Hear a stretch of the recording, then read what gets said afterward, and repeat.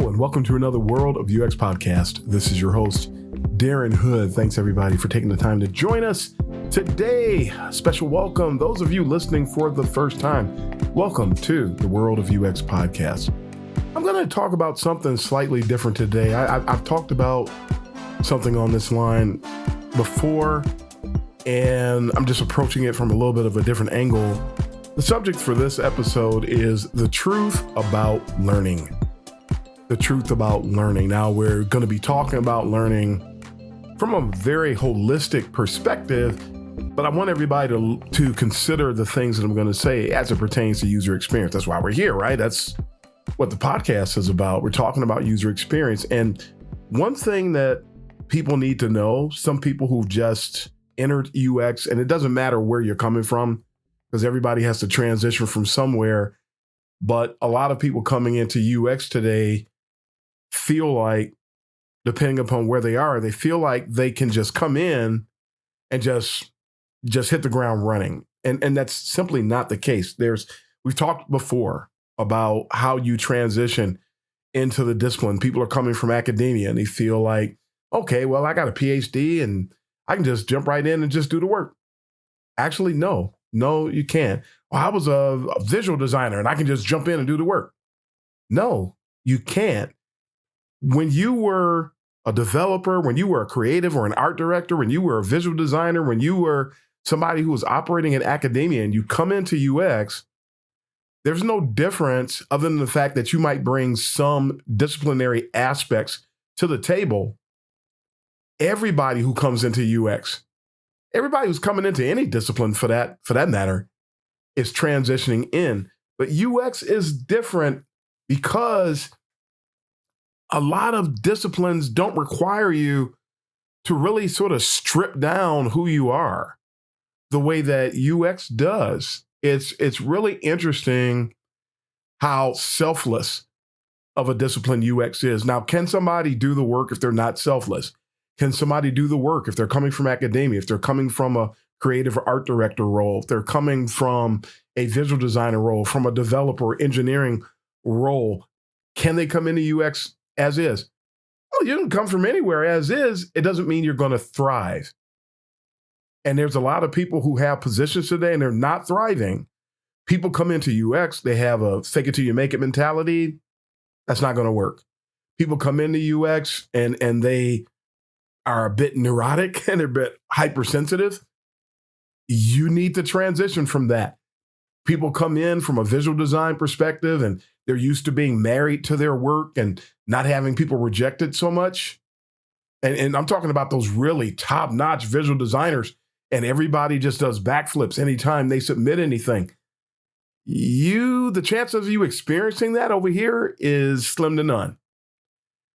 There has to be also a mindset, because a lot of other positions, a lot of other disciplines do not require a commitment to lifelong learning. Although everybody in every discipline continues to learn, UX is different, and it's highly likely because it's such a new discipline. People forget that when people are transitioning from another discipline, they're transitioning 9 times out of 10, minimally. They're transitioning from a discipline that is well established. It already has a ton of best practices.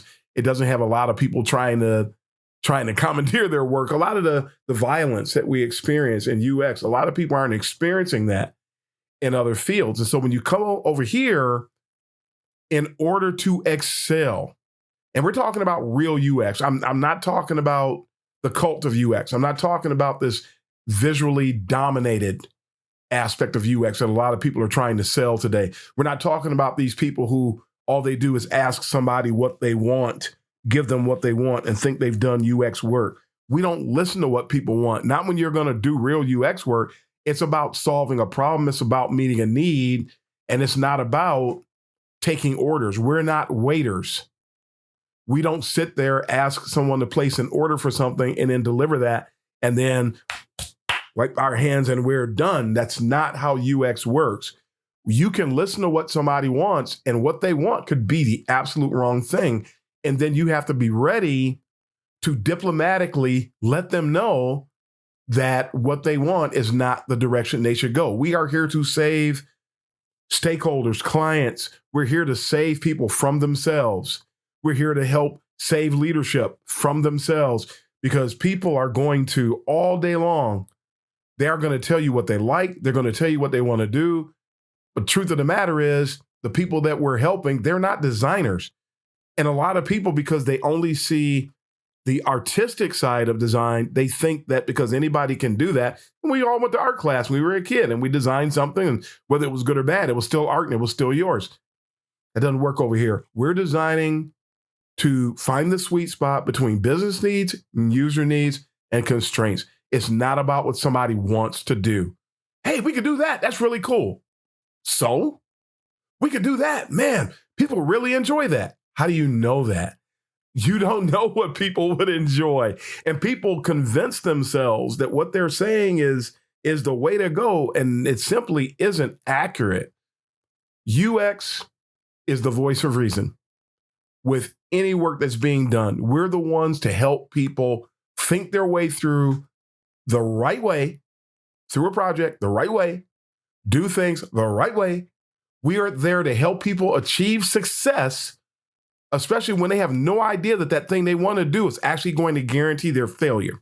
So because of all these moving parts, we need to be very grounded in the fact that how we learn and what we learn is going to determine how we transition, is going to determine how we function, is going to determine the trajectory that we have in this very, very new discipline.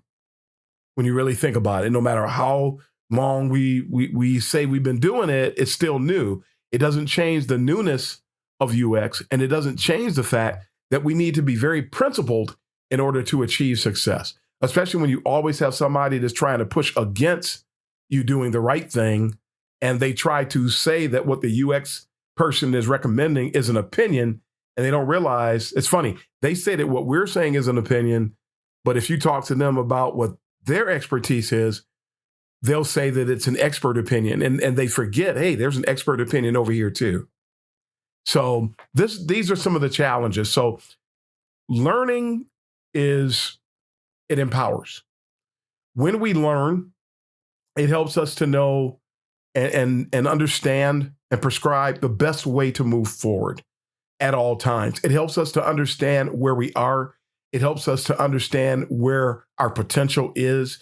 It helps us to understand how to best optimize, and that's sort of redundant, but how to optimize everything that we're doing. So learning is always key, and we never stop. 28 years in the discipline for me, still learning. No matter somebody's in the discipline for 3 weeks, they just started learning and need to understand that this journey will never stop. And there's a lot of people out there that try to teach new UX folks that there's an arrival point. There isn't.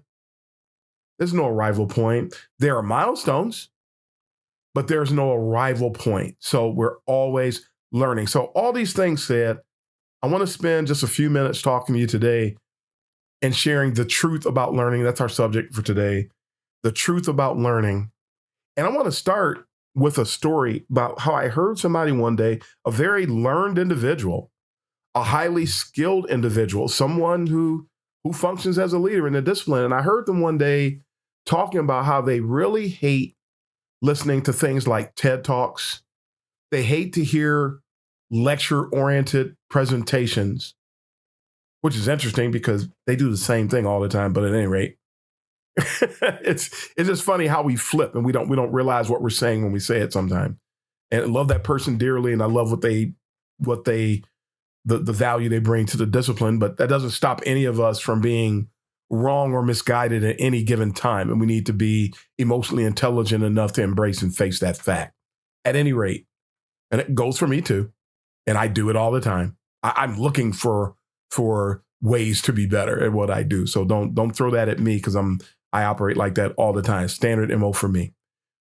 But this person was saying that they don't like TED Talks. They don't like these lecture-oriented things. When a presentation is overly scientific, they just don't Just don't like it. And I'm listening to this person, and I knew that I couldn't say anything to them in the moment. I knew that. And so in recognizing that, I'm not going to try to convince the person of anything different. I have to wait for an opportune time to say something, if I'm going to say anything at all. And if the person is going to be as grounded as they need to be and mature as they need to be, they're going to eventually find out. Yeah, everybody's not going to find out in the moment, and we have to come to grips with that. But as I thought about what that person was saying, that's where this thought sort of came from, in that immediately I began to think about what really makes up an optimal learning experience. And I hear people saying, I learn best visually. I learn best when people are talking to me. I learn best when I practice. And I hear people telling you about their biases, which is really all it amounts to, associated with learning. So I'm going to dispel all of these things quickly. And some people won't like what I'm about to say. And, it is what it is. It doesn't change the accuracy of what I'm about to say. And a lot of times people, they don't like what I say. And then a year, 2 years, 5 years later, I remember when you said so-and-so, I eventually found out it was true. And so you wasted a year, 2 years, 5 years when you could have just been emotionally intelligent and sort of examined it, analyzed it, and then, apply critical thinking to it. And you find out that what I'm saying is true. So I'm not swayed by who doesn't hear what at a given time. I make sure that what I'm saying is accurate before I say it, and we ride from there. Here's the interesting thing about learning. Now, going back to that story I was telling about the person who was complaining about what they consider to be an overly scientific presentation, or too much talking, not much doing. Now, they're actually onto something.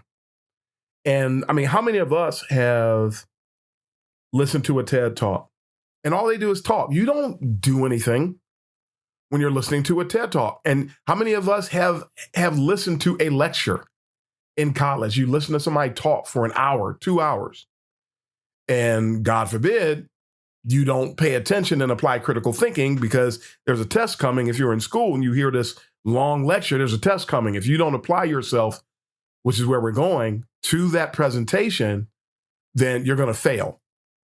And so so it is the structure. What is the proper structure of learning? So going back to that story, the truth was the person was lacking in familiarity with what a learning experience really is and how they're handled. And in the situation where you listen to a TED Talk, in the situation where you go to a conference, not a workshop, you listen to a talk, and we're just listening to a presentation. Remember that word, presentation. Action can be derived from anything.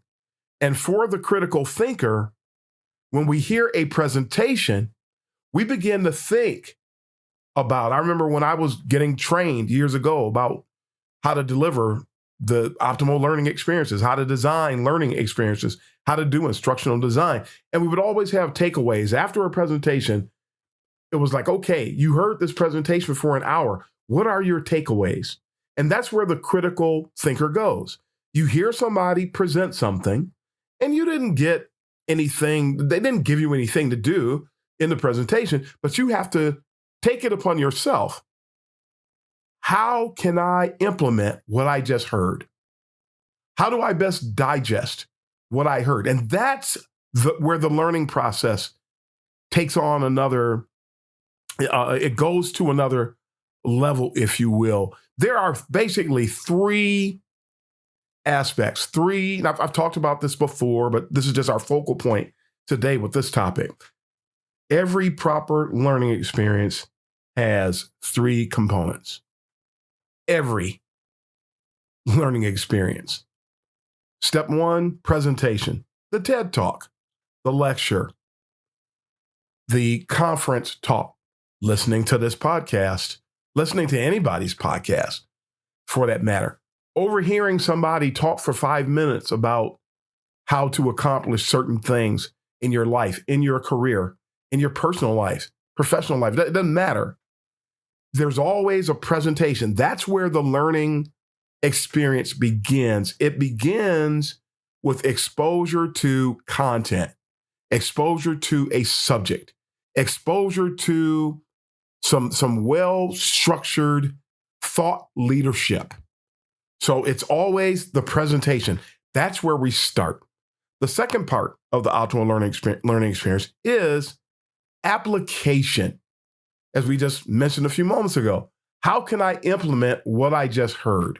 What are the takeaways? And that's how you take, when that person was saying that they didn't like these overly scientific presentations, they forgot. Listen to what the person says and then come up with ways to apply it, because the application, the ability to practice what came forth in the presentation, that's step two when it comes to the truth about learning. We have to have a point in time when we apply what was presented. We have to have an opportunity to develop practical expertise. And that only comes by doing. So the person wasn't off what they said. They were just missing the fact that we're just the ones, when we hear a TED talk, when we hear a lecture, when we hear a conference talk, that it's up to us to go and apply so that we can accomplish that second step in the optimal learning process. So there's presentation, step one, and application, step two. The third step in learning any optimal learning experience, and I don't care how you came across the presentation, you got to practice it. And then after you practice it, step three, you're going to have to get some feedback. You're going to have to find out how well you applied the information that came forth in the presentation. Now, that's going to come forth from an instructor. It's going to come forth from a mentor. It's going to come forth from somebody who's operating with you as the source of learning, that authoritative person in the experience. Somebody has to provide you with feedback to let you know what you did right, what you may have done wrong, what you need to continue, what you need to stop doing. It's the feedback component. How well did you do? What did you do? What should you keep doing? What should you stop doing? Sound familiar? Sound like a retro from an agile sprint, doesn't it? It's so there's always a retrospective. There's always feedback so that you can understand how you need to carry yourself after the application segment. So again, the key to an optimal learning experience, whether you're receiving a learning experience or delivering it, if you're designing it, you have to have these things baked in as well, is presentation, application, and feedback. Now, somebody will say, well, Darren, I hear you. I just don't have a long attention span for those things. Well, to those people, I want to remind you of something called discipline.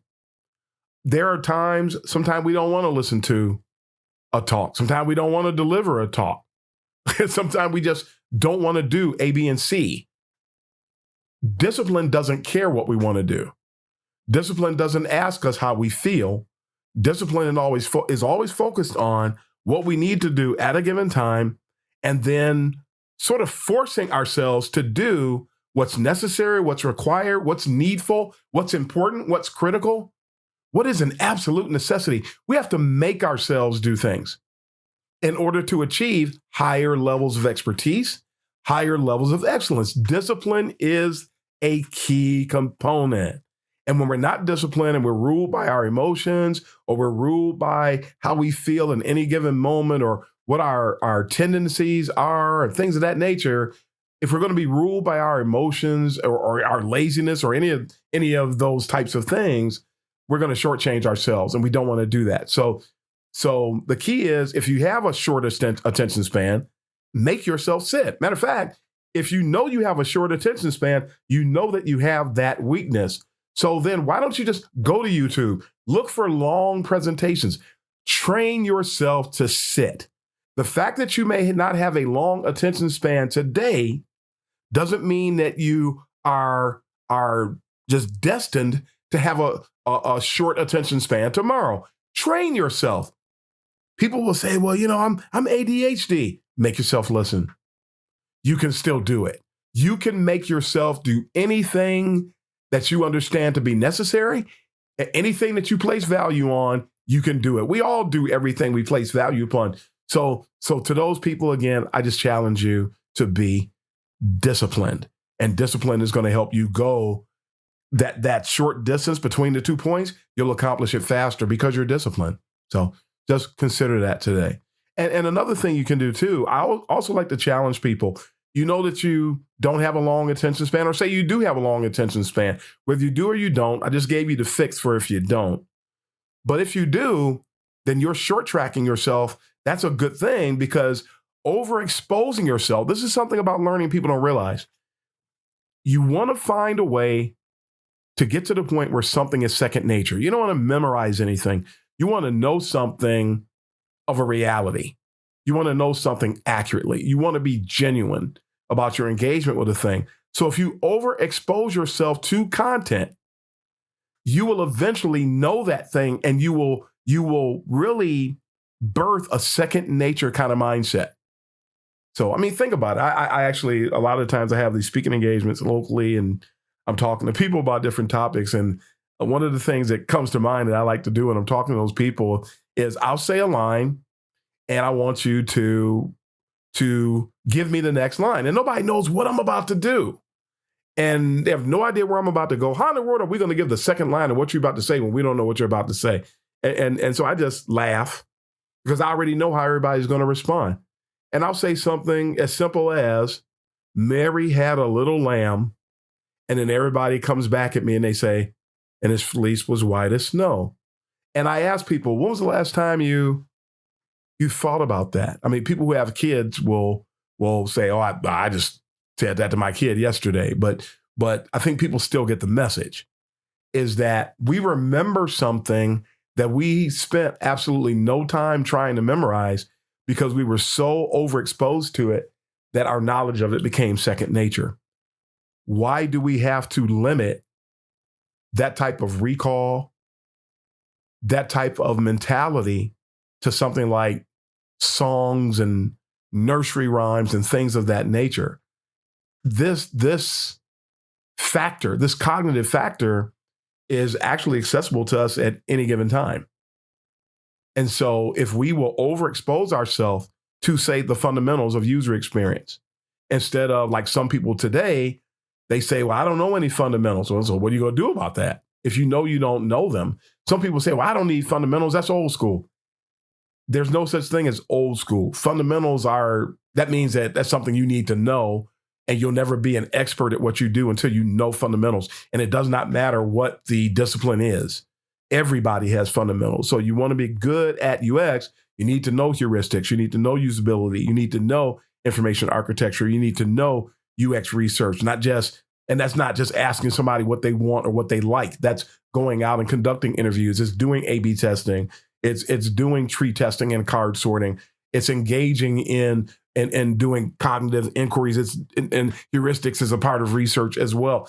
There's a ton of different methods and methodologies that we can use from a research perspective, and it's in our business. Yeah, we do only focus on no more than 15 of them consistently in UX, but you can still learn them. So go and get the Universal Methods book on UX research and immerse yourself, learn them, practice them, make sure that you expose yourself so much to that they become second nature. And then now you're cooking with gas. Now you're really on point. This is the type of thing that we need to do, because we all have the ability to learn more than we think we do. And then when somebody tells us that we have a certain condition, or we have a certain mindset, or we have certain tendencies, if you believe that, if you believe it too much, you will stop giving yourself opportunities to excel. Just trying to let you know about that today.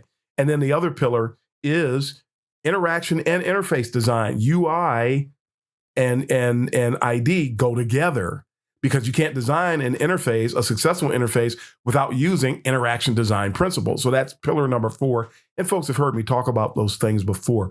As you continue to expose yourself to those fundamentals, you become more of a pure UXer, and it gets you away from the cult of UX, which is destroying us today. I heard somebody on LinkedIn say, UI UX is dead. Number one, UI UX has never lived. Number one, but the funny thing is, UX isn't dead, but calling it what it is, UX is being murdered by people who refuse to do it the right way.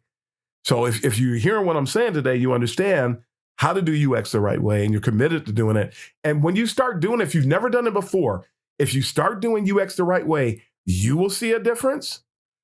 Your leadership will see a difference. Your team will see a difference. And you'll understand, wow, I should have been doing this a year ago, 2 years ago, 5 years ago. Yeah, you get it? So at any rate, so learning is something, it's about presentation, it's about application, it's about feedback. Don't believe the hype, oh, I'm a visual learner. If you're a visual learner, it's still about presentation, application, and feedback.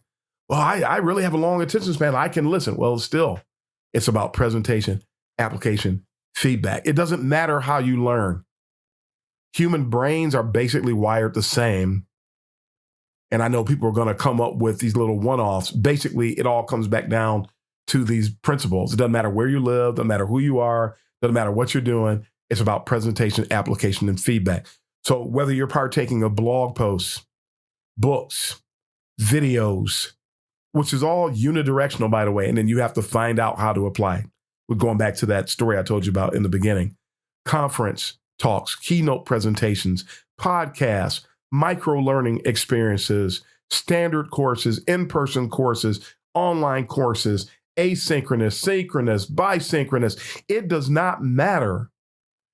Learning all boils down to presentation, application, and feedback. And if a learning experience lacks the proper structure, remember, it is up to us. You can make any experience, any presentation, you can optimize that to make it something that the person who delivered it didn't, because you know these things that I'm telling you right now. So again, if a learning experience lacks the proper structure, it's up to us to account for what's missing on our own, or if we don't take the opportunity to make the most out of every learning experience that we've been exposed to because of presentation, we'll end up lacking, and then we won't really be able to truly learn. We're missing the boat, and we're going to shortchange ourselves. So always remember, learning is about presentation, whatever that mode is, application, the opportunity to practice what it is that you were presented with, and then getting that feedback so you know how well you did and what to do going forward, how to build on that. And if you keep repeating that presentation, application, and feedback and keep applying it to different topics, you will achieve excellence. And then you just have to maintain excellence. Then you just keep going through the same pattern over and over and over again, and you keep building higher and deeper levels of excellence. You just keep getting better and better and better. And that's where you get into that lifelong learning component. So folks, this is the truth about learning. Embrace it today as you grow in UX. If you're new to UX, this is how you learn. You do have to be careful about what you get exposed to from a presentation standpoint, because there was no, I say it all the time, right? There was practically no misinformation, if no misinformation, prior to 2011. Now it's everywhere. So you could get the wrong presentation, and now you have to unlearn. And it's difficult to unlearn. So you do have to be selective. You don't want to listen to any and everybody that's talking about UX. When you see somebody, matter of fact, you ever see anybody that says, I want to teach you about UX, UI, write them off. Go somewhere else. There's other places you can learn, and you don't have to be exposed to something. Because if they're saying that, they don't understand what UX, UI is saying. They don't understand what they're implying. They don't understand the dangers. They're telling you that they don't understand these things. And so they don't have to understand it. But you, if you're listening to me today, you've heard this, just go the other way. You have choices. You have options for learning about UX. Try to find the right resources so you can always be about making progress and not going back and spending time that none of us can really afford, cleaning up spilled milk because you were exposed to the wrong information. Now, the presentation, the application, and the feedback you got in that scenario, in that situation, it's all a waste.